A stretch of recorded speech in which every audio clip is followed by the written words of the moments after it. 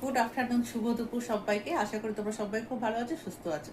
তো কালকে আমাকে অনেকেই লাইভেতে বলছিল যে শ্রাবণ মাস পড়েছে, তুমি কেন হাতে সবুজ চুড়ি পরোনি, বা আমার আশেপাশের লোকও কিছু আমাকে কালকে বলছিল যে কেন তুমি সবুজ চুড়ি পরো না। ব্যাপারটা হচ্ছে আজকাল আমরা বাঙালিরা কি করি, আমাদের কালচারটাকে একটু সাইড করে রেখে আদার্স কালচারগুলোকে একটু বেশি ক্যাপচার করি।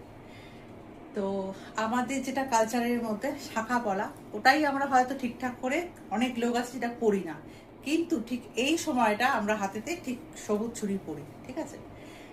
তো এই কালচারটা আমার খুব একটা ভালো লাগে না, ওটা অ্যাকচুয়ালি আমাদের কালচারের মধ্যে পড়েও না, ঠিক আছে। এবার যে যার পড়াটা যে যার রুচির মধ্যে পড়ে। তো আমি সেই পারপাসেই পড়ি না, না হলে পারে পড়াটা এমন কিছু বড় নয়, পড়লে দিব্যি পড়া যায়। কিন্তু ব্যাপারটা হচ্ছে, আমরা শাঁখা পলাটাই কি ঠিকঠাক করে পড়ি?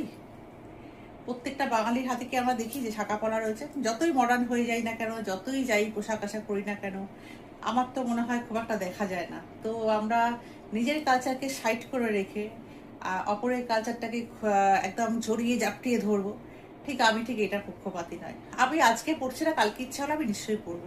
পড়বো না বলছি না, বা যারা পড়েছে তাদের আমি ছোট করছি না, এটা যে যার মনের ব্যাপার, করতেই পারে। তো আমার খুব একটা জিনিসটা ভালো লাগে না, তাই জন্য আমি পড়ি না।